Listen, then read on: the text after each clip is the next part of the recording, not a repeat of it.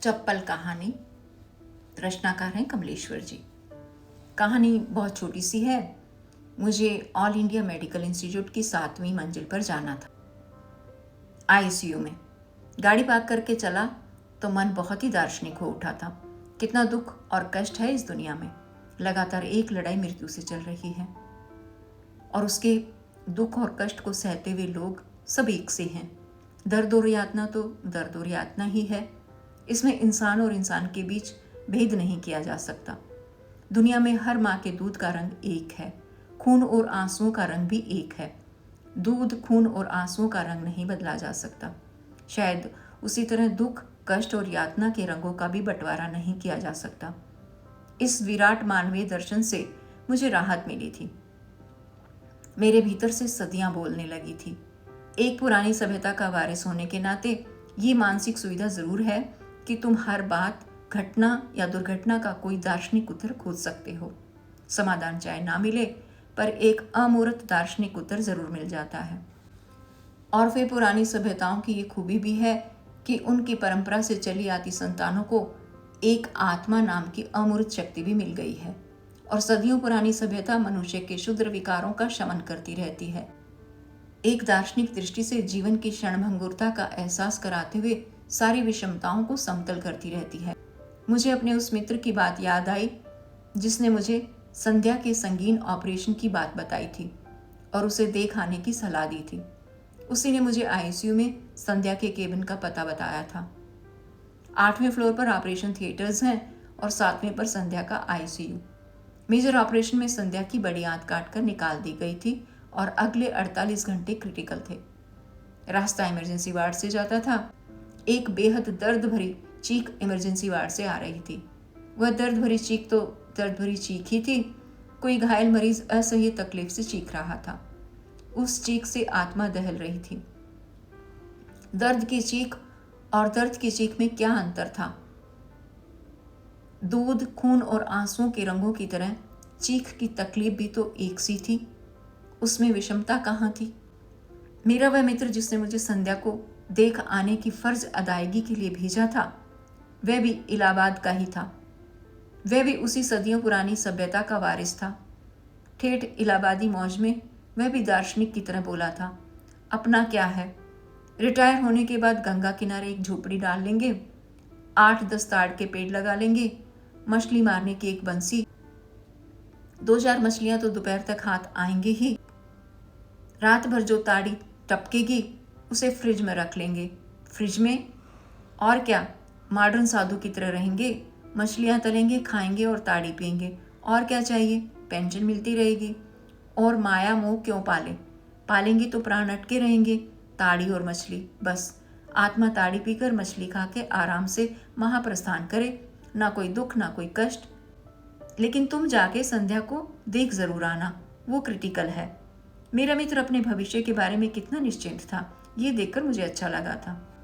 ये बात सोच सोचकर मुझे अभी तक अच्छा लग रहा था, सिवा उस चीख के जो इमरजेंसी वार्ड से अब तक आ रही थी और मुझे सता रही थी। इसलिए लिफ्ट के आने में जो देरी लग रही थी वो मुझे खल रही थी। आखिर लिफ्ट आई, 7-7 मैंने कहा और संध्या के बारे में सोचने लगा। 2-3 वार्ड बॉय तीसरी और चौथी मंजिल पर उतर गए। 5वीं मंजिल पर लिफ्ट रुकी तो कुछ लोग ऊपर जाने के लिए इंतजार कर रहे थे। इन्हीं लोगों में था वह 5 साल का बच्चा, अस्पताल की धारीदार बहुत बड़ी सी कमीज पहने हुए। शायद उसका बाप, वह जरूर ही उसका बाप होगा, उसे गोद में उठाए हुए था। उस बच्चे के पैरों में छोटी छोटी नीली हवाई चप्पलें थी जो गोद में होने के कारण उसके छोटे छोटे पैरों में उलझी हुई थी। अपने पैरों से गिरती हुई चप्पलों को धीरे से उलझाता हुआ बच्चा बोला, बाबा चप्पल। उसके बाप ने चप्पलें उसके पैरों में ठीक कर दी। वार्ड बॉय व्हील चेयर बढ़ाते हुए बोला, आजा इसमें बैठेगा। बच्चा हल्के से हंसा। वार्ड बॉय ने उसे कुर्सी में बिठा दिया। उसे बैठने में कुछ तकलीफ हुई, पर वह कुर्सी के हत्थे पर अपने नन्हे नन्हे हाथ पटकता हुआ भी हंसता रहा। दर्द का एहसास तो उसे भी था, पर दर्द के कारण का एहसास उसे बिल्कुल नहीं था। वह कुर्सी में ऐसे बैठा था जैसे सिंहासन पर बैठा हो। कुर्सी बड़ी थी और वह छोटा। वार्ड बॉय ने कुर्सी को पुश किया, वह लिफ्ट में आ गया। उसके साथ ही उसका बाप भी। उसका बाप उसके सिर पर प्यार से हाथ फेरता रहा। लिफ्ट 7 पर रुकी, पर मैं नहीं निकला। 2-1 लोग निकल गए। लिफ्ट 8 पर रुकी। यहीं ऑपरेशन थिएटर थे। दरवाज़ा खुला तो एक नर्स, जिसके हाथ में सब पर्चे थे, उसे देखते हुए बोली, आ गया तू? उस बच्चे ने धीरे से मुस्कुराते हुए नर्स से जैसे कहा, हाँ। उसकी आंखें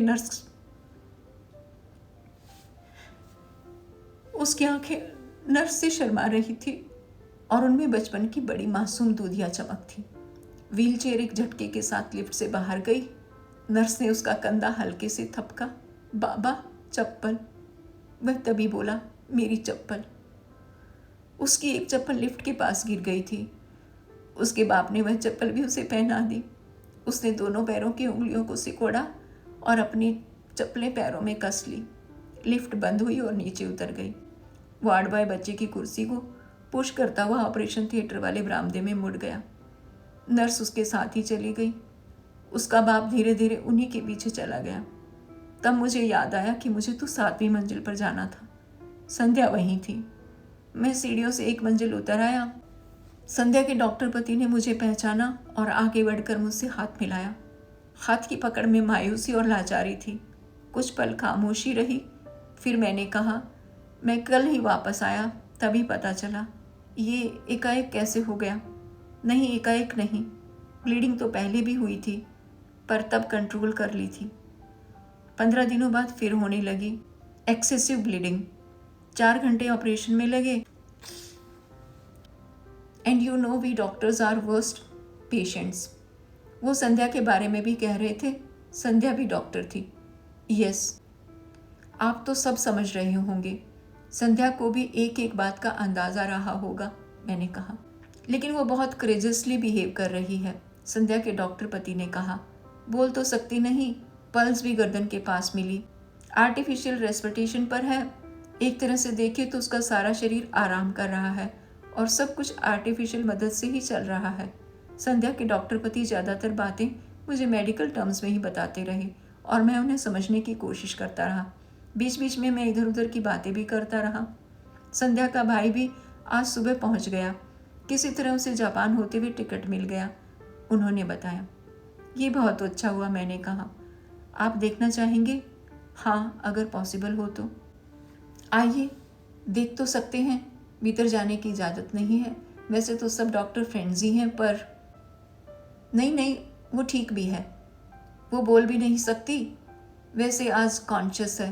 कुछ कहना होता है तो लिख के बता देती है, उन्होंने कहा और एक केबिन के सामने पहुंचकर इशारा किया। मैंने शीशे की दीवार से संध्या को देखा। वह पहचान में नहीं आई। 2 डॉक्टर और नर्स उसे अटेंड भी कर रहे थे और फिर इतनी नलियां और मशीनें थी कि उनके बीच संध्या को पहचानना मुश्किल भी था। संध्या होश में थी, डॉक्टर को देख रही थी। डॉक्टर उसका एक हाथ सहलाते हुए उसे कुछ बता रहा था। मैंने संध्या को इस हाल में देखा तो मन उदास हो गया। वह कितनी लाचार थी। बीमारी और समय के सामने आदमी लाचार होता है, कुछ कर नहीं पाता। मैंने मन ही मन संध्या के लिए प्रार्थना की। किससे की ये नहीं मालूम।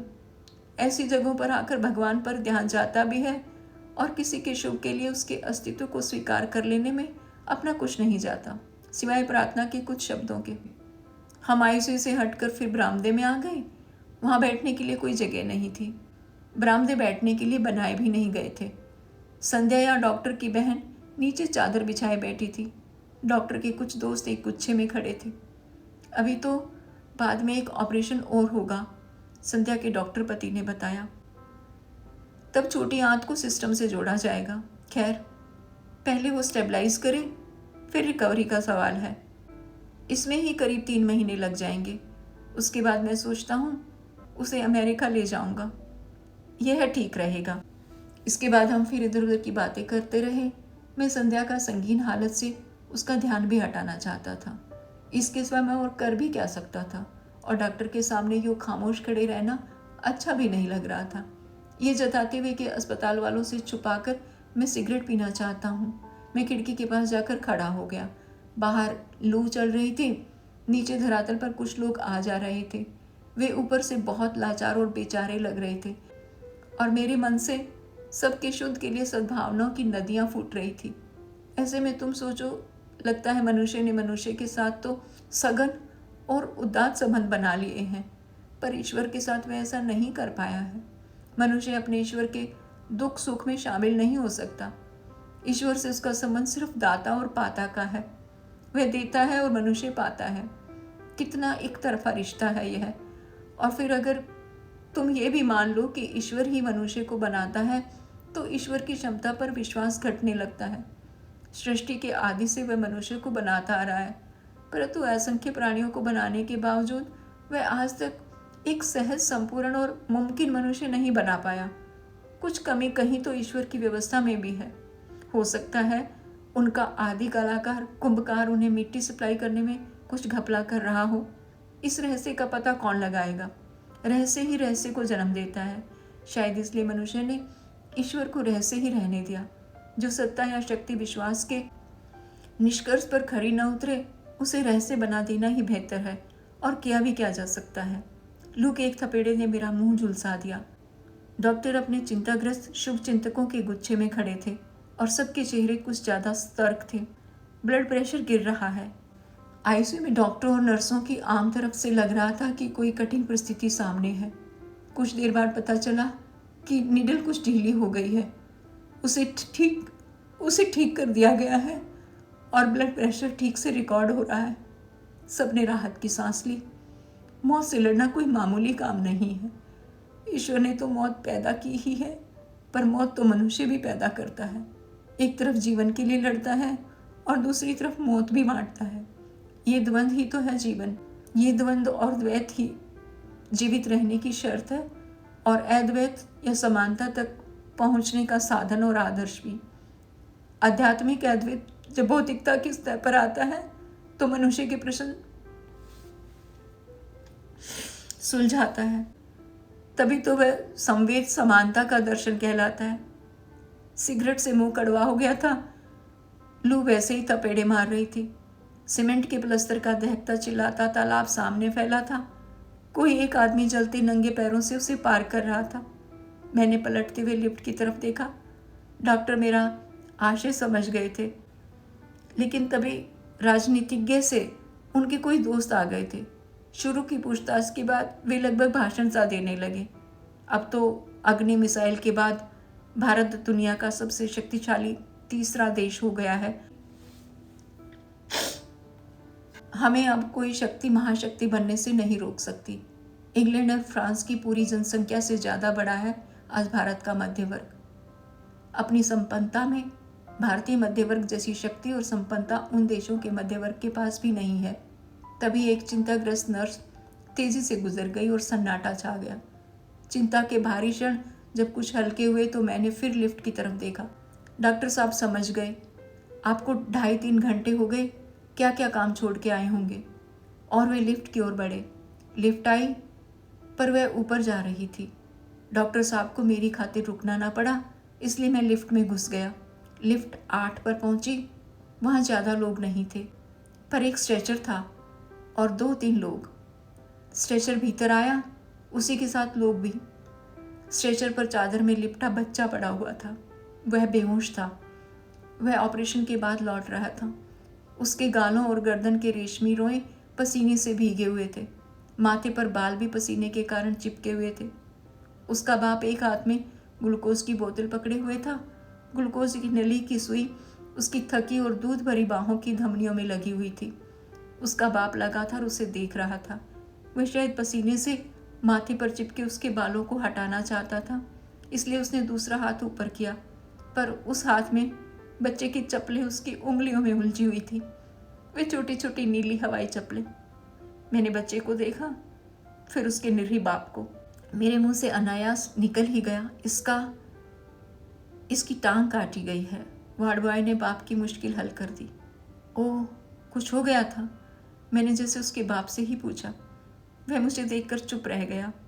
उसके होंठ कुछ बुदबुदा कर थम गए, लेकिन वह भी चुप नहीं रह सका। एक पल बाद ही बोला, जांघ की हड्डी टूट गई थी, चोट लगी थी। नहीं, सड़क पार कर रहा था, एक गाड़ी ने मार दिया, वह बोला और मेरी तरफ ऐसे देखा जैसे टक्कर मारने वाली गाड़ी मेरी ही थी। फिर वह वीतराग होकर अपने बेटे को देखने लगा। 5वीं मंजिल पर लिफ्ट रुकी। बच्चों का वार्ड इसी मंजिल पर था। लिफ्ट में आने वाले कई लोग थे। वे सब स्ट्रेचर निकाले जाने के इंतज़ार में बेसब्री से रुके हुए थे। वार्ड बॉय ने झटका देकर स्ट्रेचर निकाला तो बच्चा बोरे की तरह हिल उठा। अनायास ही मेरे मुंह से निकल गया धीरे से, ये तो बेहोश है, इसे क्या पता। स्ट्रेचर को बाहर पुश करते हुए वार्ड बॉय ने कहा। उस बच्चे का बाप खुले दरवाजे से टकराता हुआ बाहर निकला तो एक नर्स ने उसके हाथ की ग्लूकोज की बोतल पकड़ ली। लिफ्ट के बाहर पहुंचते ही उसके बाप ने उसकी दोनों नीली हवाई चप्पलें वहीं कोने में फेंक दी। फिर कुछ सोचकर कि शायद उसका बेटा होश में आते ही चप्पलें मांगेगा, उसने पहले एक चप्पल उठाई, फिर दूसरी भी उठा ली और स्ट्रेचर के पीछे पीछे वार्ड की तरफ जाने लगा। मुझे नहीं मालूम कि उसका बेटा जब होश में आएगा तो क्या मांगेगा, चप्पल मांगेगा या चप्पलों को देखकर अपना पैर मांगेगा। बेसब्री से इंतज़ार करते लोग लिफ्ट में आ गए थे।